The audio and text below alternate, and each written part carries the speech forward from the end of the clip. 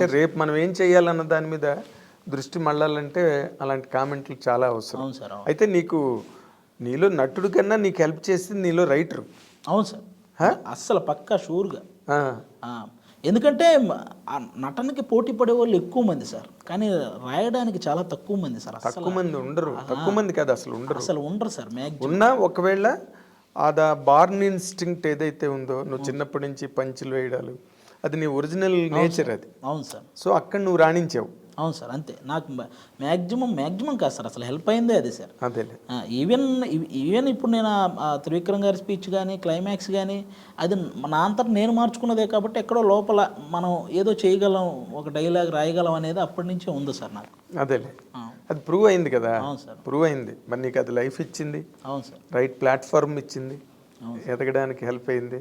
But మరి నువ్వు రైటర్గా నువ్వు అసలు నీకు అంత మంచి ఎబిలిటీ దేవుడిచ్చిన వరం అది, అందరికీ రాదు కదా. మరి దాన్ని పక్కన పెట్టేసేవండి పూర్తిగా నటుడు అయిపోయి. లేదు సార్, నేను ఇప్పుడు ఏది చేసినా ప్యారలల్గా ఆ వర్క్ చేస్తూనే ఉన్నాను సార్. ప్యారలల్గా ఇప్పుడు నేను ఏదన్నా సినిమా చేస్తున్నా ఆ డైరెక్టర్ని పర్మిషన్ అడిగి, సార్ ఈ సీన్ నేను డెవలప్ చేసుకొని వస్తాను సార్, కొంచెం చూడండి సార్, ఇందులో ఏదన్నా పడతాయేమో చూడండి సార్ అని నేను ఆ స్క్రిప్ట్ రెడీ చేసుకుని వెళ్తాను సార్. అదేలే, ఇప్పుడు ఇంకా కళ్ళకద్దుకుని ఇస్తారు నీకు. ఎందుకంటే నీకు ఒక ఇమేజ్ వచ్చింది, ఆ ఇమేజ్కి వాళ్ళకి ఒక పరమార్థం కనిపిస్తుంది కదా, సక్సెస్ అవుతుంది ఆది రాసుకుంటే అన్న ఒక నమ్మకం అందరికీ ఉన్నప్పుడు, బాబు హాయిగా రాసుకోరని ఆయన అంటారు వెళ్ళి. అవును సార్, అందుకే మ్యాక్సిమం ప్రతి డైరెక్టర్ ఎంకరేజ్ చేస్తారు సార్. ఏదన్నా మనం రాసుకెళ్ళినా అది మన ఈ సినిమాలో ఈ సిచ్యువేషన్కి తగ్గట్టు ఇవి పడవ కానీ ఇది పడుద్ది అని చెప్పి ఆ డైలాగ్ తీసుకోవడం, అలాంటివి ఎంకరేజ్ చేస్తారు. అది వాళ్ళకి కూడా సౌకర్యం కదా. అవును సార్, అడిషనల్గా ఆలోచించక్కర్లేదు. అవును సార్, నీ సీన్ గురించి అని. అలా నువ్వు రాసి బాగా సక్సెస్ అయిన సీన్స్ ఎక్కడున్నాయి? అది సార్ నాకు ధమాకా మూవీ నాకు మంచి సక్సెస్ ఇచ్చింది సార్. రవితేజ ఆల్మోస్ట్ అంటే అందులో ఓన్లీ ట్రాక్ నాది, రావు రమేష్ గారిదే సార్.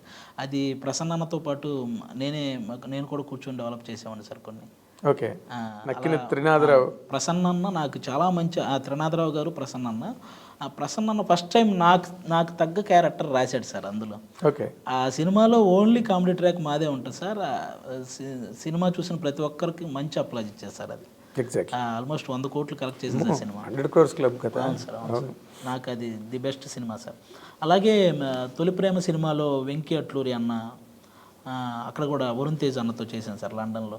అక్కడ కూడా ఎప్పుడైనా నాకు ఏదన్నా అన్న ఈ డైలాగులు పడతాయేమో అంటే అందులో నుంచి ఇది పడుద్ది అది అని చెప్పి అన్న కూడా ఒకటి అలా ఎంకరేజ్ చేసేవాడు సార్. ఇప్పటికీ వెంకీ అన్న ఏ సినిమా చేసినా అందులో నేను ఉంటాను సార్. ఆయన ఫస్ట్ నుంచి ఒక సెంటిమెంట్. అదేలే, ఇప్పుడు మీలాంటి వాళ్ళు యూనిట్లో ఉంటే హెల్ప్ అవుతారు కదా.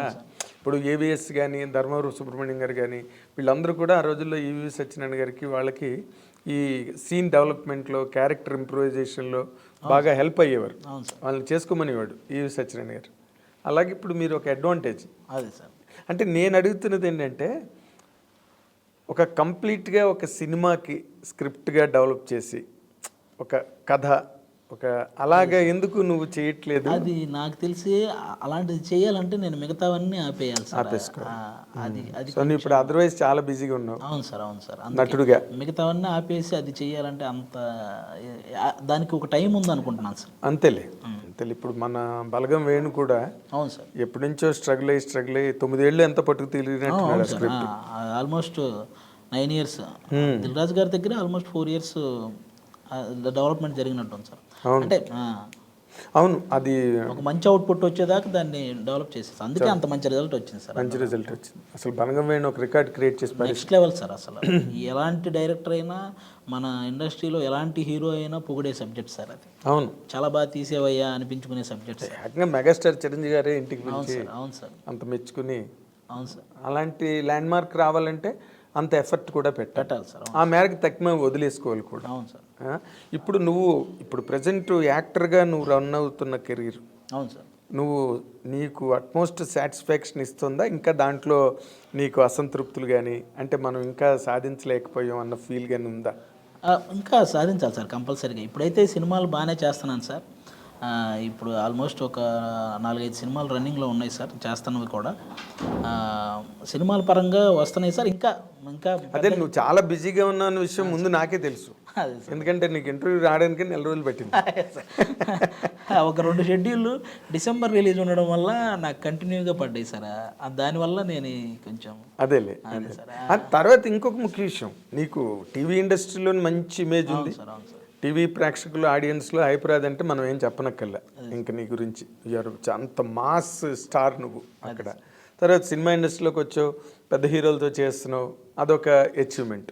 అసలు నువ్వు చాలామంది చేస్తున్న పని అడుగుతున్నాను నేను, నువ్వేం హతాశుడు అయిపోకల్లా. సార్ నువ్వు హీరోగా ఎందుకు చేయట్లేదు? అయ్యో సార్ నాకు అసలు ఆ థాటే లేదు సార్ అసలు. అంటే హీరో అంటే మరి పాటలు పాడి ఫైట్లు 100 మందిని కొట్టేసి అలాగని కాదు. నీ హీరో అంటే ఒక లీడ్ క్యారెక్టర్గా ఒక చిన్న కథను తయారు చేసుకుని. ఎందుకు అసలు ఆ వైపు ఆ థాట్ రాలేదు సార్ నాకు. అవునా? లేదు సార్ అసలు. అంటే ఇలా ఇదే నీకు బాగుందా? ఇదే బాగుంది సార్ యాక్చువల్గా. నాకు ఇది చాలా బాగుంది సార్. ఎవరు హీరోగా చేసినా అందులో మనకు ఒక క్యారెక్టర్ పడితే దానికి న్యాయం చేయాలన్నదే నా ఇది సార్. ఓకే. ఇప్పుడు నార్మల్గా ఇంతమంది హీరోలతో చేస్తుంటావు కదా, అవును సార్. నీకు బాగా నచ్చిన హీరో ఎవరు? సార్ ఆబ్వియస్లీ నాకు పవన్ కళ్యాణ్ గారు. పవన్ కళ్యాణ్ తీసి పక్కన పెట్టే సార్. పవన్ కళ్యాణ్ నీకు డెమి గాడ్ సార్, నీ సర్వస్వం, సార్, నీ పంచ ప్రాణాలు సార్. లేదా 6వ ప్రాణం, వాట్ ఎవర్. పవన్ కళ్యాణ్ నీ లిస్టులోకి తేకూడదు. అదే సార్. జనరల్గా నువ్వు చేస్తున్న హీరోల్లో నీకు ఎక్కువ ఎవరితో? సార్ ఆల్మోస్ట్ అందరూ సపోర్టివ్గా ఉంటారు సార్. ఒక్క పేరు చెప్పడానికి లేదు సార్. ఎందుకంటే ఏ హీరోతో వర్క్ చేసినా కానీ వాళ్ళు చాలా బాగా మాట్లాడతారు సార్. కంపెనీ బాగా ఎంజాయ్ చేస్తారు. చాలా బాగా సార్. ఈవెన్ ఆ స్క్రిప్ట్లో కూడా అది గ్రహణపడిద్దా చూడు అనేలాగా రవితేజ గారు ఎంత బాగుంటారు సార్. అసలు ఎంత బాగా ఎంకరేజ్ చేస్తారు ఆయనతో ఉంటే ఒక ఎనర్జీ సార్ అసలు. అవును. అలాగే ఇప్పుడు ప్రజెంట్ నేను విశ్వక్సేన్తో 2 మూవీస్ చేశాను సార్.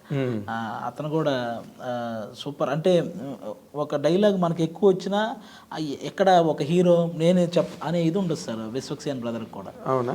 Full support. ఈ డైలాగ్ ఇతను చెప్పాలంటే అతనే చెప్పాలి కానీ దాన్ని మనం తీసుకొని చెప్పే ఇది ఉండదు సార్. అలాంటివి ఉండవు సార్. విశ్వక్సేన్ బ్రదర్తో కూడా చాలా మంచి ట్రావెలింగ్ ఉంది. ఎక్స్ట్రాడినరీ మ్యాన్ చేశాను సార్. రేపు December 8th రిలీజ్ ఉంది సార్. నితిన్ అన్నతో ఫస్ట్ టైం చేశాను సార్. అది కూడా మంచి క్యారెక్టర్ సార్. లాస్ట్ టైం ధమాకా రిజల్ట్ ఎలా ఉందో నాకు తెలిసి ఈసారి ఎక్స్ట్రాడినరీ మ్యాన్ కూడా ఫుల్ కమర్షియల్ ఎంటర్టైన్మెంట్ సార్. చాలా బాగుంటుంది సార్. ఎక్స్ట్రాడినరీ హిట్ ఖచ్చితంగా మంచి హిలేరియస్ ఎంటర్టైన్మెంట్ అయితే ఉంటుంది సార్. అదే ఎంటర్టైన్మెంట్ అయితే చాలు, అంతే సార్. ఇప్పుడు ఎంటర్టైన్మెంట్ అంటే ఎంజాయ్ చేస్తారు అందరూ. అవును సార్, అవును సార్. కానీ బట్ ఈ మధ్య రోజుల్లో సినిమాలు హిట్ లైన్ సినిమాలు అన్నీ చూడు, ఒక విరూపాక్ష కానీ, అవును సార్, లేకపోతే ఒక దసరా కానీ, ఆ మధ్యలో సామజవర్గమన కానీ, ఇప్పుడు బేబీ కానీ, ఇవన్నీ ఒక మోర్ దాన్ రెగ్యులర్ సినిమా. అవును sir, more than regular cinema. ఒక మధ్యలో ఒక సామజవర్గమన ఒకటి మామూలుగా రెగ్యులర్ ట్రాక్ అయినప్పటికీ కూడా ఆడింది. అవును సార్. ఆ లెక్కలో ఎక్స్ట్రాడినరీ మ్యాన్ ఎలా ఉంటుంది? ఖచ్చితంగా ఆ హీరో క్యారెక్టరైజేషన్ చాలా డిఫరెంట్గా ఉంటుంది సార్. జూనియర్ ఆర్టిస్ట్గా చేస్తున్నాడు సార్ సినిమాలో. నాకు తెలిసి ఫస్ట్ టైం సార్ అలాంటి క్యారెక్టరైజేషన్ హీరోకి. హీరో క్యారెక్టరైజేషనే కదా సార్, అది చాలా కొత్తగా చాలా ఫ్రెష్గా ఉంటుంది సార్. ప్రతి సీను చాలా ఫ్రెష్గా హిలేరియస్గా ఉంటాయి సార్. ఓకే, అవునులే, కంటెంట్ కొత్త కంటెంట్ కదా, కంటెంట్ కొత్త కంటెంట్ సార్. అందుకే ఆయన క్యారెక్టరైజేషనే కథలా మారిద్ది సార్ మొత్తం. ఓకే, అదే మనకి బాగా థ్రిల్ ఇస్తుంది సార్ సినిమా. అవునా? నీ చేయబడిందా? మాది సెకండ్ హాఫ్లో మాది సార్. అదే నువ్వు చేసుకున్నావు లేదా? లేదు సార్, సెకండ్ హాఫ్లో వక్కంత్ వంశీ గారు ఆల్మోస్ట్ ఆయన మామూలు రైటర్ కాదు సార్.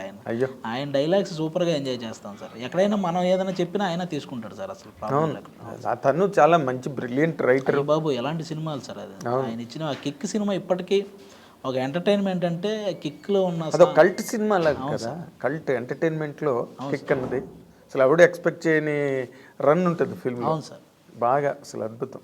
వాళ్ళతో నువ్వు కంబైన్ అవ్వడం అంటే ఈ లేటెస్ట్ డైరెక్టర్స్లో వక్కంత్ వంశీ. ఇంకెవరు నువ్వు బాగా అడ్మైర్ చేసే డైరెక్టర్ ఎవరు? నాకు త్రివిక్రమ్ గారు సార్. నువ్వు త్రివిక్రమ్ గారు, పవన్ కళ్యాణ్ గారు పేరు చెప్పకుండా నువ్వేం చెప్పగలవు అనేది నీకు ఇప్పుడు క్విజ్ సార్. యాక్చువల్గా త్రివిక్రమ్ గారు ఎందుకంటే సార్ నాకు ఆయనలో ఉన్న రైటర్ అసలు గొప్ప రైటర్ సార్. అసలు నాకు ఇంతవరకు ఎప్పటికీ అంతు చెక్కనే రైటర్ సార్ ఆయన. అసలు ఎలాంటి మాటలు రాస్తారంటే అయ్య బాబోయ్, నాకు ఆయన ఓన్లీ ఆయన పంచ్ డైలాగ్స్ అని యూట్యూబ్లో అవి పెట్టి చూస్తూ ఉంటాను సార్ రెగ్యులర్గా. ఇది ఎలా రాశారు, ఈ రామాయణం నుంచి దీనికి ఎలా కనెక్ట్ చేశారు, మహాభారతం నుంచి మన ఈ రెగ్యులర్ కమర్షియల్ సినిమాలో ఆ డైలాగ్ని దీనికి ఎలా కనెక్ట్ చేశారు, ఇవన్నీ చూస్తుంటా సార్ నేను. అవును, అసలు ఆయన మేధాశక్తికి నేను ఎప్పుడూ ఫిదా అవుతుంటాను సార్ ఆయనకి. అదే రైటింగ్ ఎబిలిటీ. ఎందుకంటే తను ఇమోషనల్ సీన్ రాసిన, ఒక సెంటిమెంట్ సీన్ రాసిన, లేకపోతే ఎంటర్టైన్మెంట్ రాసిన, ఏదైనా కూడా అదొక కొత్త పోకడ, కొత్త వరవడిలో ఉంటుంది. ఏ సినిమాకి ఆ సినిమావే. అవును సార్. మళ్ళీ అక్కడ రెప్లికాలు ఉండవు సినిమాలో. అండ్ నీ అడ్మిరేషన్ అతని పట్ల 100% ఒప్పుకోదగ్గదే. అవును సార్. దాంట్లో ఏమీ డౌట్ ఏం లేదు. వాళ్ళిద్దరూ కాకుండా నేను అడుగుతాను ఎప్పుడు నిన్ను అడిగినా. ఎందుకంటే హైపరాది కన్విన్స్ కానీ యువతల పవన్ కళ్యాణ్, యువతల త్రివిక్రమ్ శ్రీనివాస్ వెనకాతల బ్యాక్గ్రౌండ్లో ఉంటారు. సార్ కాకపోతే మన తెలుగు సినిమా స్థాయిని ప్రపంచ స్థాయికి తీసుకెళ్ళిన రాజమౌళి గారు సార్. ఇంకా ఆయన్ని ఎవరైనా ఒప్పుకోవాల్సిందే సార్.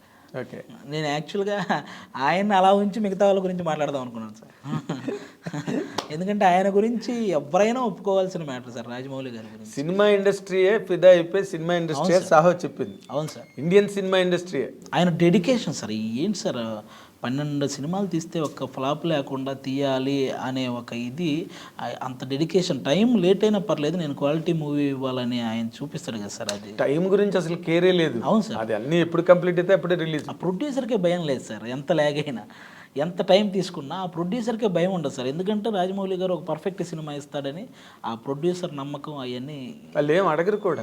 అవును సార్. అది ఫైనల్ ప్రోడక్ట్ బాగుంటుందని ఒక నమ్మకం, అంతే సార్. అంతే. ఆయన ఆ నమ్మకాన్ని ఎప్పుడు పోగొట్టుకోలేదు సార్. ఈగ లాంటి సినిమావే అతను ఆడించాడంటే తక్కువ. ఈగ అందరూ ఈ మిగతా ఇవన్నీ గొప్ప సినిమాలుగా చూస్తారు, ఈగ తీయడం చాలా కష్టం అని దట్స్ వాట్ ఐఎమ్ సేయింగ్. ఎందుకంటే ఈగ లాంటి సినిమానే తన జనాలకు ఎక్కించి హిట్ చేసి తక్కువ సినిమాలు నథింగ్. అవును sir. Nothing for him. Baahubali ఇవన్నీ మామూలు కామన్ సినిమాలే. అదేం పెద్ద ఎక్స్ట్రాడనరీ అంటే వేరే ఇది ఎలా తీసాడు రా బాబు అనుకునే సినిమాలు మాత్రం కావు 100%. ఆయనకి మనం ఇండస్ట్రీ తరపున అందరం హ్యాట్స్ ఆఫ్ చెప్పుకోవాలి. అంతే. ఈ gave a new look, new value to Telugu cinema.